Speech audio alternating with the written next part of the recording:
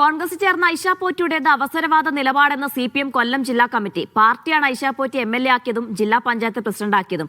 അധികാരമില്ലാത്തപ്പോൾ ഒഴിഞ്ഞുമാറുന്നത് party പ്രവർത്തകയ്ക്ക് ചേർന്നതല്ല. ഏത് സാഹചര്യത്തിലാണ് ഐഷ പോറ്റി കോൺഗ്രസിലേക്ക് പോയതെന്ന് മനസ്സിലാകുന്നില്ല എന്നും ജില്ലാ കമ്മിറ്റിയുടെ പ്രസ്താവനയിൽ പറയുന്നു.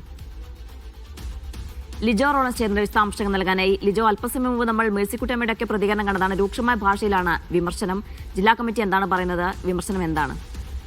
കൊട്ടാരക്കരയിൽ 3 തവണ MLA ആയിട്ടുണ്ടായിരുന്ന ഐഷ പോറ്റി ഏറെ നാളായി പാർട്ടി രംഗങ്ങളിൽ പാർട്ടിയുടെ വേദികളിലൊന്നും സജീവമല്ലായിരുന്നു. ഈ സമയത്തു തന്നെ ഇത്തരത്തിൽ ഐഷ പോറ്റി പാർട്ടി വിട്ടേക്കുമെന്നുള്ളൊരു പ്രചരണം സജീവമായിരുന്നെങ്കിലും അതിൽ കൃത്യമായ ഒരു നിലപാട് ഇന്നാണ് അത് പുറത്തുവരുന്നത്. കോൺഗ്രസിൽ ചേരുകയും ചെയ്തത്. അതിന് പിന്നാലെ രൂക്ഷമായ ഭാഷയിലാണ് കൊല്ലം ജില്ലയിലെ CPM നേതാക്കൾ ഉൾപ്പെടെയുള്ളവർ പ്രതികരിച്ചത്. വർഗവഞ്ചന കാണിച്ചു എന്നുള്ള കാര്യമാണ് മേഴ്സിക്കുട്ടിയമ്മ പറഞ്ഞിരിക്കുന്നത്.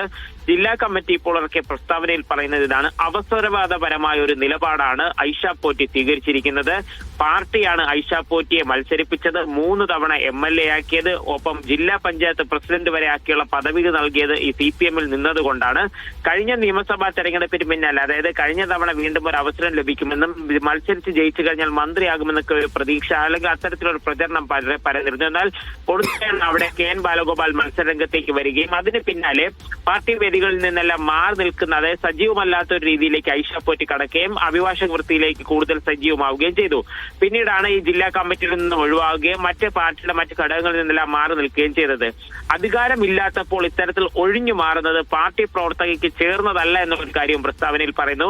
ഏത് സാഹചര്യത്തിലാണ് എല്ലാ കാലത്തും ഇടതുപക്ഷത്തെ തകർക്കാൻ വേണ്ടി മുന്നിട്ട് നിൽക്കുന്ന കോൺഗ്രസിലേക്ക് ഇവർ ചേക്കേറുന്നത് എന്നുള്ളത് അറിയില്ല. എന്തായാലും ഇതിന്റെ വരും വരായികകൾ കാത്തിരുന്ന് കാണാമെന്നുള്ളതാണ് ജില്ലാ കമ്മിറ്റിയുടെ പ്രസ്താവനയിൽ വരുന്നത്.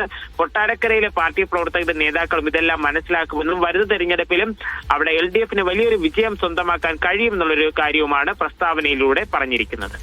ശരി, കോൺഗ്രസ് ചേർന്ന ഐഷ പോറ്റിയുടേത് അവസരവാദ നിലപാടാണെന്നാണ് CPM കൊല്ലം ജില്ലാ കമ്മിറ്റിയുടെ വിമർശന. വിശദാംശങ്ങളാണ് ലിജോ റോളൻസ് നൽകിയത്.